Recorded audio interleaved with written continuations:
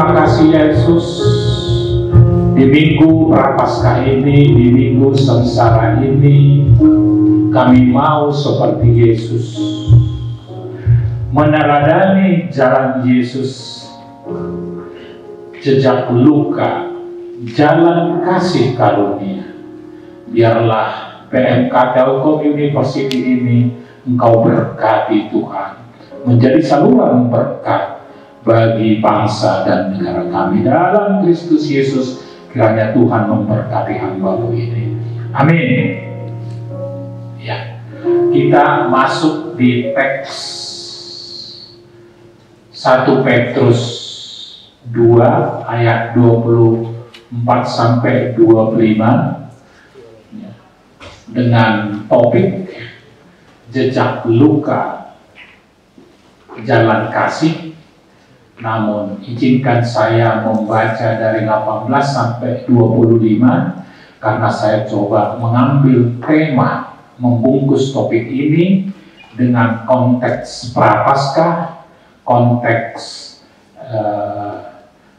sengsara, minggu sengsara, yaitu teologi penderitaan. Izinkan saya membaca dari 1 Petrus 2 ayat 18 sampai 25. Demikian firman Tuhan. Penderitaan Kristus sebagai teladan, itu topik dari teksnya. Ayat 18. Hai kamu hamba-hamba, tunduklah dengan penuh ketakutan kepada Tuhan, bukan saja kepada yang baik dan peramah, tetapi juga kepada yang bengis. Sebab adalah kasih karunia jika seorang karena sadar akan kehendak Allah menanggung penderitaan yang tidak harus ia tanggung. Sebab dapatkah disebut pujian jika kamu menderita pukulan karena kamu berbuat dosa? Tetapi jika kamu berbuat baik dan karena itu kamu harus menderita, maka itu adalah kasih karunia pada Allah. Sebab untuk itulah kamu dipanggil, karena Kristus pun telah menderita untuk kamu dan telah meninggalkan teladan bagimu, supaya kamu mengikuti jejaknya. Ia tidak berbuat dosa, dan tipu tidak ada dalam mulutnya. Ketika ia dicaci maki, ia tidak membalas dengan mencaci maki. Ketika ia menderita, ia tidak mengancam, tetapi ia menyerahkannya kepada Dia yang menghakimi dengan adil. Ia sendiri telah memikul dosa kita di dalam tubuhnya di kayu salib, supaya kita yang telah mati terhadap dosa hidup untuk kebenaran. Oleh bilur-bilurnya kamu telah sembuh. Sebab dahulu kamu sesat seperti domba, tetapi sekarang kamu telah kembali kepada Gembala dan pemelihara jiwamu. Demikian firman Tuhan. Orang yang berbahagia adalah orang yang mendengar firman Tuhan serta memeliharanya. Ya, jadi minggu ini minggu sengsara. Ada satu panggilan kerja, ya, judulnya panggilan dengan penderitaan. Wah, tentu yang melamar kerjanya melihat juga panggilan penderitaan itu, mungkin sudah langsung di bayangan kita akan mundur satu-satu. Ya.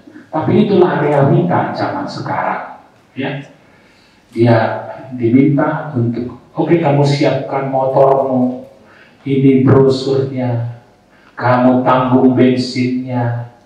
Kalau kamu dapat penjualan, kamu dapat fee 20%. Menderita. Karena produk yang dijual memang adalah produk yang sulit. Kalau yang gampang, dia tinggal membuat marketingnya, promosinya, orang akan datang membeli, menarik, mempull. Tapi ini mempush marketing. Itu realita. Dan banyak yang terjadi seperti itu. Tetapi ada satu realita yang muncul ketika dia menderita selama 3,5 tahun menjual produk itu.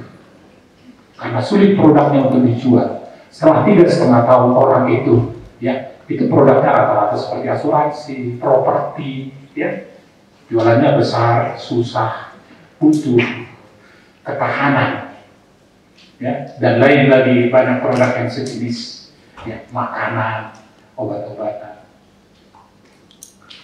yang sulit dijual. Tapi orang yang mampu bertahan 3,5 tahun, lulus dia 3,5 tahun, menjalankan itu dengan tekun, apa yang dia dapat. Setelah itu, apa saja yang dijualnya berhasil. Panggilan penderitaan dengan tekun dilakukan, apa saja dilakukan, apa saja dijualnya setelah itu berhasil. Ya, minggu ini minggu sengsara, kita dipanggil dalam penderitaan Yesus, merenungkan kembali penderitaan Yesus. Teologi penderitaan di awal-awal, ya di awal-awal gereja mula-mula itu sangat kuat. Kita bisa lihat 1 Petrus 1 ayat 1, dia mengatakan, ya, Petrus menulis yang ditujukan kepada siapa? Kepada pendatang.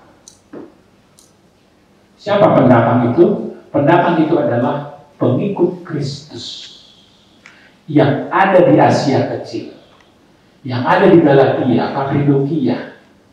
Mereka lah yang disebut pendatang.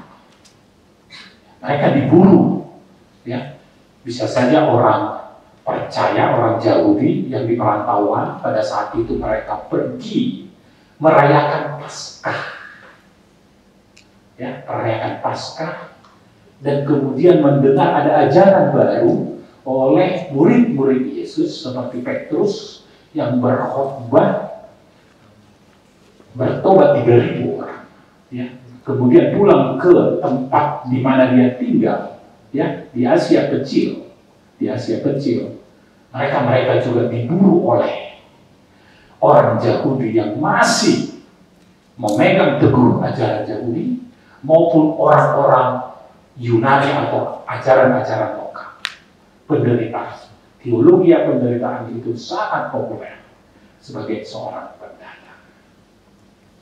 Tetapi di abad ke-20, teologi kemakmuran mulai masuk ke seluruh dunia, ya. Dan itu mempengaruhi generasi digital sekarang. Maunya instan, maunya enaknya, tidak mau lagi menderita. Sehingga kita perlu memahami penderitaan yang dimaksud dalam konteks Petrus ini, 1 Petrus ini. 1 Petrus 2 ayat 18 sampai 25 ini. Penderitaan yang mana penderitaan itu? Apakah penderitaan karena kesalahan kita, karena dosa kita, atau penderitaan karena kebenaran? Tegas Petrus mengatakan, penderitaan karena kebenaran, bukan karena kesalahan kita. Karena kesalahan kita ada hukum yang menghukumnya. Tetapi yang Petrus katakan adalah penderitaan karena kebenaran, jalan kebenaran. Itulah mengapa teologi penderitaan ini menjadi menguat kembali di abad ke-21 ini. Karena kenapa? Karena kata pendatang tadi mulai diwarnai oleh pemahaman baru yang Paulus tulis ke Filipi 3 ayat 20 yang mengatakan bahwa kita warga negara surga. Kita warga negara surga. Ya, kita warga negara surga. Pendatang ini adalah pengikut Kristus. Saat ini 1 dari 3 orang, 33%, itu pengikut Kristus. Tetapi Yesus mau pengikut Kristus berkualitas apa yang sesungguhnya yang dia inginkan. Ya, di abad ke-21 tekanan-tekanan dunia semakin kuat. Ya, Paulus yang menuliskan ke Filipi 3 ayat 20 itu yang mengatakan kita adalah warga sorga. Ya, itulah pendatang. Kita di sini itu adalah peziarah, asal kita dari sorga. Itu yang perlu ditanamkan sekarang. Artinya penderitaan Kristus harus menjadi teladan bagi pengikut Kristus. Dia menginginkan pengikut Kristus di dunia ini tidak sama dengan dunia ini. Ya, oleh Paulus dia menuliskan ke Roma 12 ayat 2, berubahlah karena perubahan akal budi. Ya. Nah, kita masuk ke mengapa Yesus mati untuk dosa kita. Ya. Mengapa Yesus mati untuk dosa kita? Ayat 24 hari itu, Yesus mati untuk dosa kita. Ini yang menjadi esensi yang penting kita harus jawab. Mengapa Yesus mati untuk dosa kita? Apakah dia berdosa? Tidak. Dia tidak berdosa. Tapi dia mati untuk dosa kita. Kenapa? Dia adalah tipologi Paskah yang sudah ada ribuan tahun. Paskah sudah dirayakan setiap tahun, sudah ribuan tahun, semenjak Allah memilih Abraham sebagai bangsanya. Ya, Abraham, ya, sampai ke Ishak, Yakub.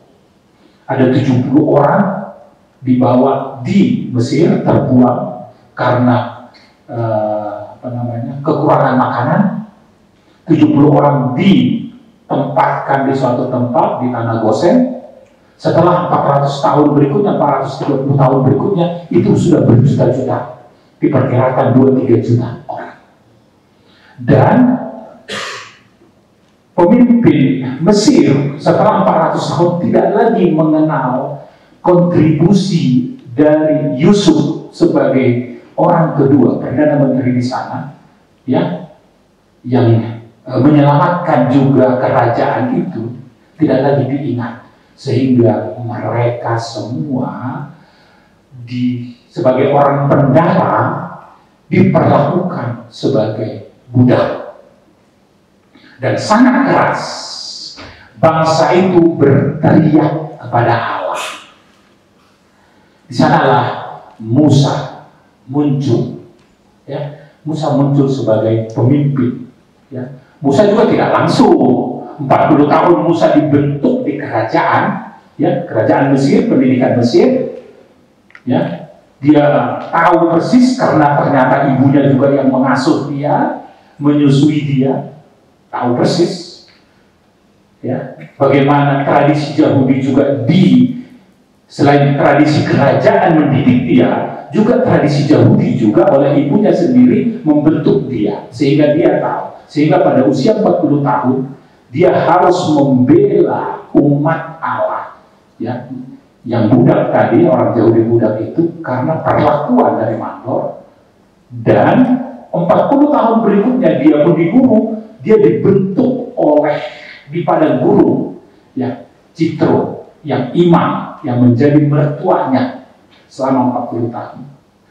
Setelah 80 tahun dia kembali membawa bangsa itu keluar dari Mesir. Ya, mereka harus buru-buru, mereka harus memberi tanda domba yang dipotong, darahnya ditaruh di pintunya, makan roti tidak beragi, dan buru-buru keluar.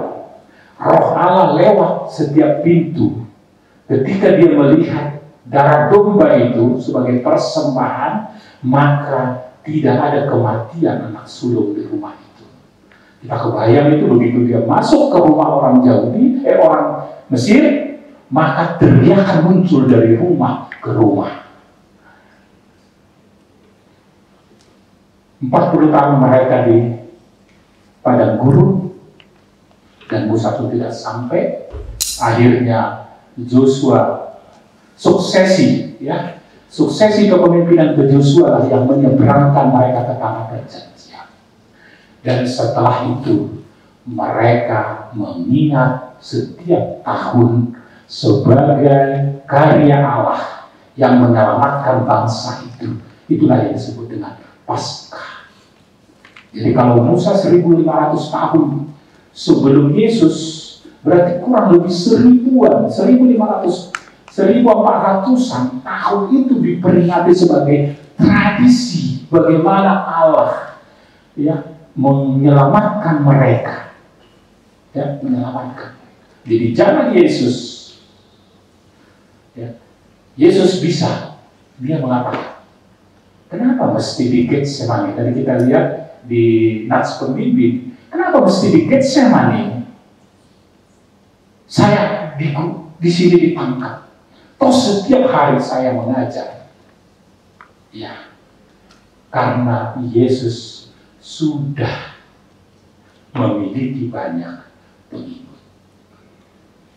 Ya, jadi kalau kita membaca tadi Matius 26, coba aja dibaca dulu satu pasal satu hari supaya berhenti di hari minggu depan, ya, seminggu depan. Kita berhenti di situ satu pasal satu hari, kita akan menemukan, bahwa Yesus ya seminggu terakhir dia masuk, tapi sebelumnya di pasal itu Yesus masuk ke tahap dialog.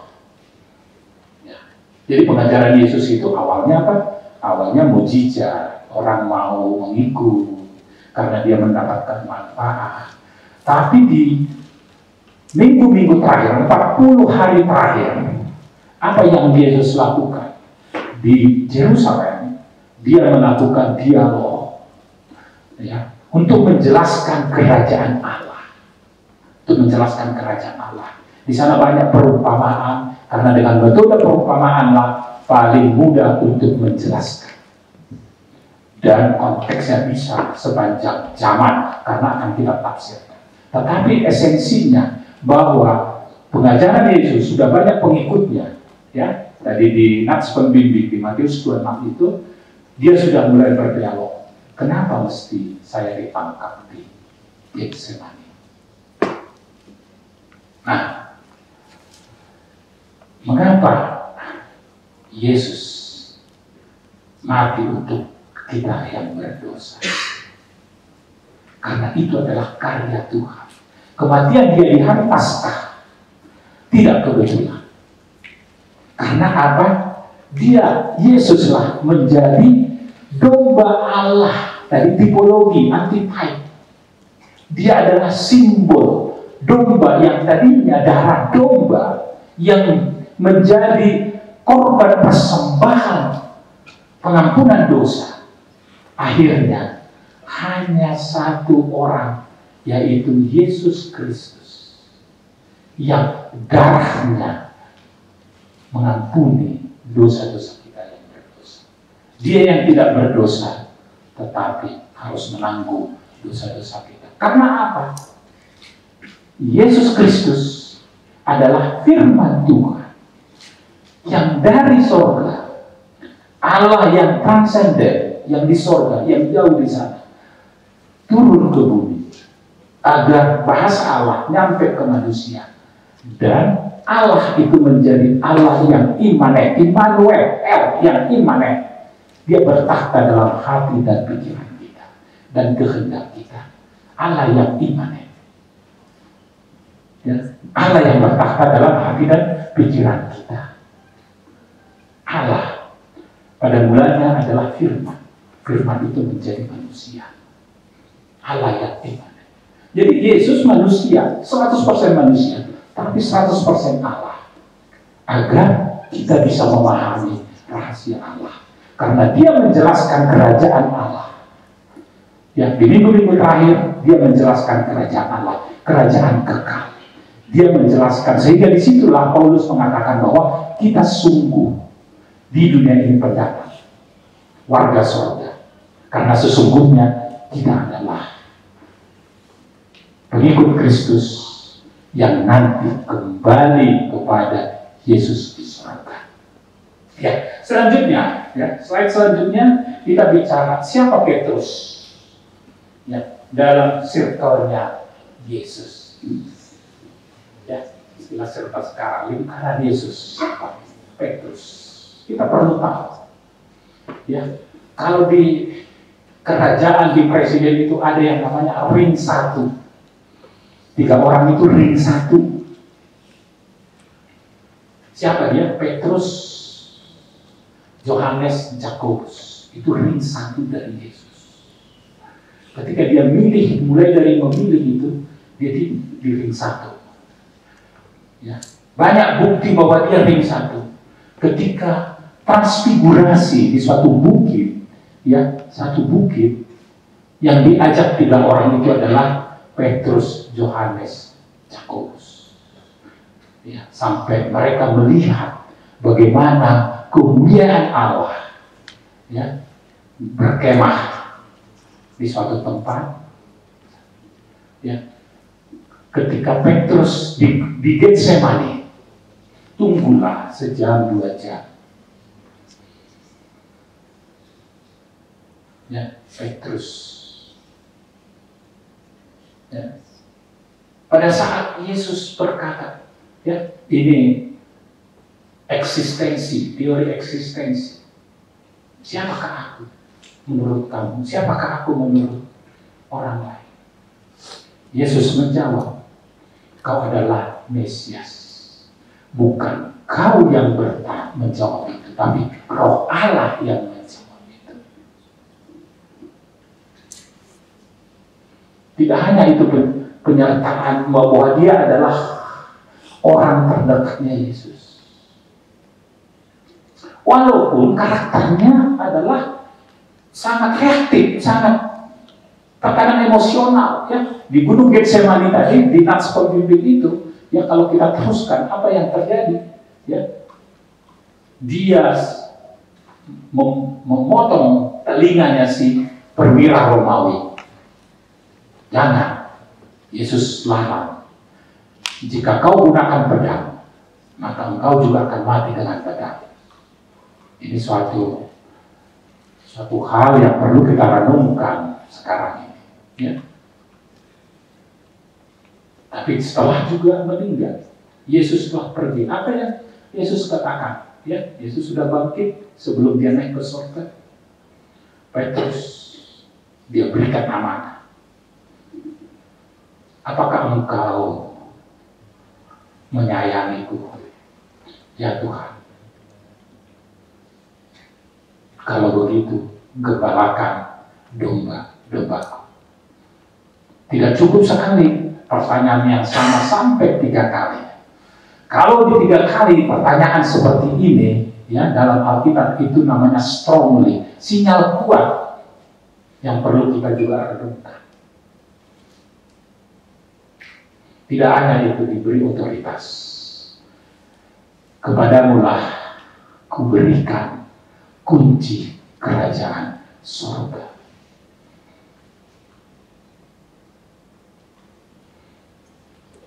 Bagaimana kita merenungkan, ya? Next, bagaimana kita merenungkan makna sengsara Yesus saat ini? Ya. Bagaimana kita merenungkan makna sengsara Yesus saat ini? Ya.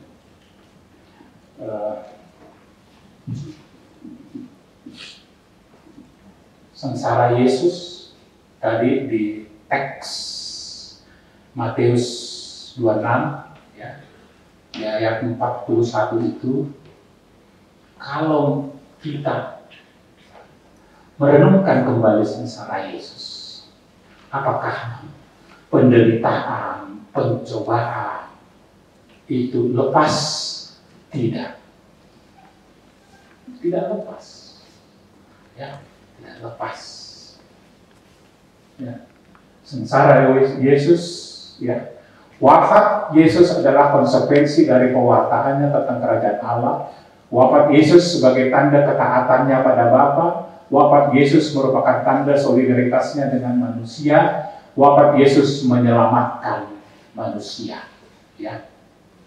Nah, kalau kita baca tadi di Nats Pembimbing, yaitu Matius 26 ayat 41, ya. Ayat 41 demikian, Tuhan, berjaga-jagalah dan berdoalah supaya kamu jangan jatuh ke dalam pencobaan. Roh memang penurut tetapi daging lemah. Ya. Roh memang penurut tapi daging lemah. Berjaga-jagalah dari pencobaan. Ya. Yesus juga mengajarkan dalam doa Bapa kami, jauhkanlah dari pencobaan. Apa pencobaan itu? Pencobaan itu ketika janji Tuhan kepada kita. Ya. Nah, bagaimana agar pencobaan itu, pengharapan itu tetap dalam milik kita? Bagaimana ketekunan? Tentu kita perlu berjaga-jaga. Berjaga-jaga dalam arti apa? Kenapa orang kehilangan pengharapan? Ya, next. Kenapa orang kehilangan pengharapan? Ya, kenapa orang kehilangan pengharapan? Ya, inilah. Karena apa? Dia tidak berjaga-jaga. Tadi lagi bersama. Ya, dalam 5 gadis bijak, 5 gadis bodoh, ya, dalam hal berjaga-jaga. Ya. Si 5 gadis bijak mempersiapkan dirinya dengan minyak dan lampunya pelita. Tetapi si gadis bodoh membawa lampunya, tetapi tidak mempersiapkan minyak. Dan pada saat suara mempelai itu datang, si gadis bodoh sibuk meminta dari temannya. Oleh temannya mengatakan, ya silakan cari, tapi dia nggak ketemu lagi. Dan si gadis bijak menjadi pengantin dari si mempelai. Apa maknanya saat ini kita? Mengapa banyak yang kita khawatirkan sekarang, ya, dunia semakin gelap, ya, sepertinya pekerjaan susah, karena kehilangan ketekunan untuk memiliki keterampilan. Itulah yang berjaga-jaga. Disinilah kita berjaga-jaga. Kenapa banyak relasi yang mulai terganggu, tidak harmonis? Ya, karena tidak bersedia seperti Yesus teladan, yaitu pengorbanan. Ya. Berjaga-jagalah. Ya, persiapkanlah dari perkara-perkara kecil. Setialah dalam perkara-perkara kecil. Ya. Nah, next topik dari saya, ya. Next topik dari saya itu tentang digital ministry. Ya. Digital ministry, ya, saya spill dikit. Ya. Latar belakangnya itu adalah perjumpaan revolusi media sosial dengan revolusi kecerdasan buatan. Itulah arena kita hidup sekarang. di abad ke-21 di manusia yang lahir dengan kepala 20XX.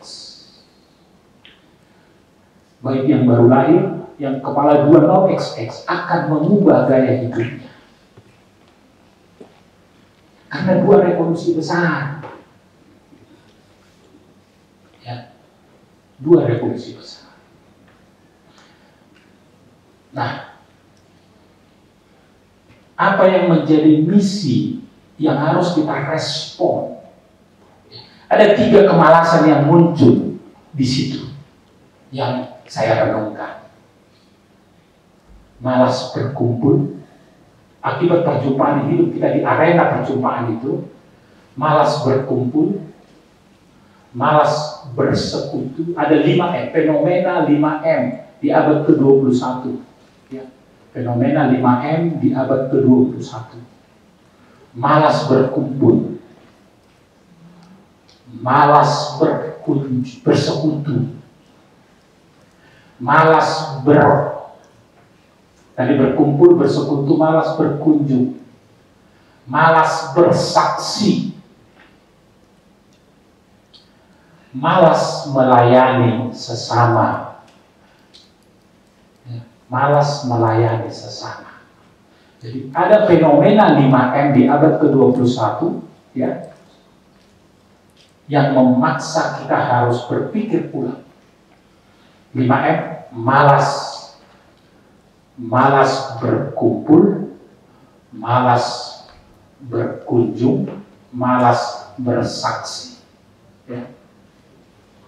Malas melayani sesama. Nah, apa yang harus kita lakukan?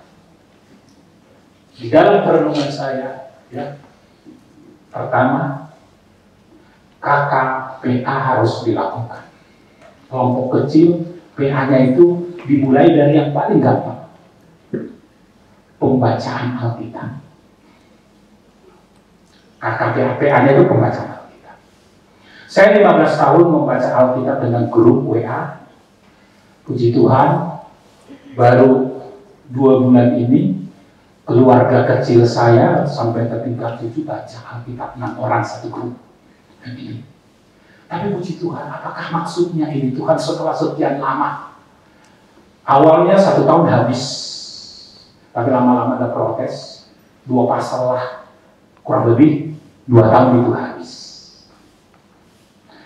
Puji Tuhan, ya, mentoring itu sungguh harus ada multiplikasi, harus ada hierarki. Jadi mahasiswa baru menti itu berikutnya harus jadi mentor. Jadi selama dia 4 tahun kalau ada seperti itu, berarti 4 tahun 2 kali baca Alkitab dia selesai. Kelompok-kelompok kecil yang digital ministry ini. Ini dalam perenungan saya bermisi seperti itu sederhana karena dari sana, ya, KKPA, kelompok kecil pendalaman Alkitab. Karena 20% saja yang alumni tahun lalu terlibat, itu udah 105 orang. 5 orang tambah 1 mentornya. Ya, 5 orang 1. Berarti fenomenanya apa? Pareto. Konsep Pareto digunakan. Ya, 20% bisa dipertahankan. Dari tahun lalu membentuk kelompok kecil, sederhana saja, pendalaman Alkitab, KKPA, mulai dari sana. Kemudian akan ada diskusi-diskusi, tetapi 2 tahun, dalam perkuliahan yang 4 tahun, karena 2 pasal aja dibaca, itu apa? Selesai 2 tahun.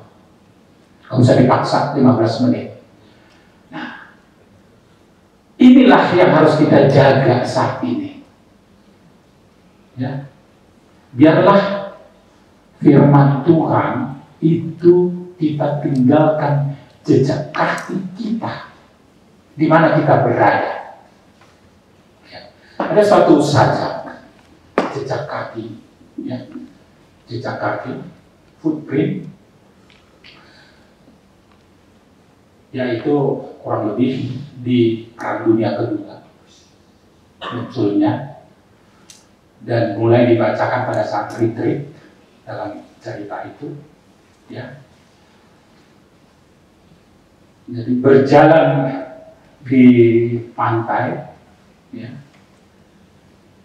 jalan di pantai, kemudian dia melihat ada jejak kaki Yesus bersamanya, ya, kaki Yesus. Jadi seolah nampak dua orang dijejaknya di situ, dua orang. Ya. Tetapi pada saat dia menderita, mendapatkan kesulitan, ya, yang berjalan ini melihat jejak kakinya ke belakang, hanya tinggal satu orang. Kemudian dia berteriak, kenapa saya sendiri yang ada jejak kakiku di situ? Dia berteriak kepada Yesus. Tapi Yesus katakan, itu bukan jejak kakimu, itu adalah jejak kakiku. Di mana kau menderita, mendapat kesulitan, aku menggendongmu. Itulah pengalaman spiritual orang yang berjalan bersama Tuhan. Bebannya dia bisa tanggung karena dia berjalan bersama Tuhan. Dia tidak akan sendiri. Tuhan itu janjinya seperti itu. Ya. Janji Tuhan adalah iya dan amin. Kita tidak akan diberikan pencobaan melampaui dari kekuatan kita. Dan itu kita harus amini. Itulah tadi lagu nomor 4, ya. Lagu nomor 4 kita akan akhiri dari lagu nomor 4. Paling tidak itu refnya saja. Mengiringmu seumur hidupku. Di sini harus ada komitmen. Bagaimana kita mengiring Yesus seumur hidup. Ketika darah Yesus menjadi domba Allah, maka mengiringmu seumur hidupku itulah menjadi komitmen kita. Masuk dalam rencanamu Bapa. Kita harus minta Tuhan untuk membimbing kita, ya, perjalanan hidup kita. Pikiranku, kehendakku kuserahkan kepadamu. Jangan andalkan pikiranmu, tapi serahkanlah pikiranmu, serahkanlah keinginanmu, serahkanlah kehendakmu. Harapanmu hanya ada di dalammu. Kita percaya, kita menyerahkan supaya kita tidak kehilangan pengharapan, kita tidak kehilangan ketekunan. Ku kan teguh bersamamu Tuhan. Kita yakin, jadikanku bejadamu untuk memuliakanmu. Dalam pembuatan bejana itu dibakar dengan api yang sangat panas sekali. Baru bejana itu seperti bejana-tembaga, baru dia dikatakan berhasil ketika kita bisa melihat wajah kita di dalam bejana itu. Wajah kita adalah wajah Kristus karena kita warga Kristus. Kita diciptakan segambar dengan Kristus. Mampukah orang lain melihat wajah Kristus ada dalam kehidupan kita? Mari kita nyanyikan, mengiringmu seumur hidupku, masuk dalam rencanamu Bapa.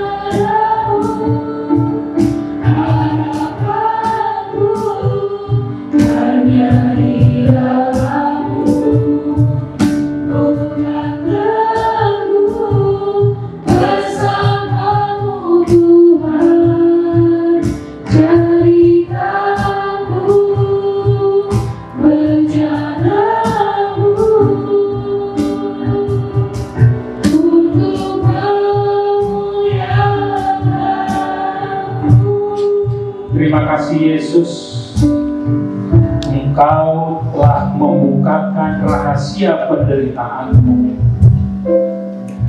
jejak lukamu menjadi jalan kasih karuniamu yang menyelamatkan kami dari dosa yang kami perbuat.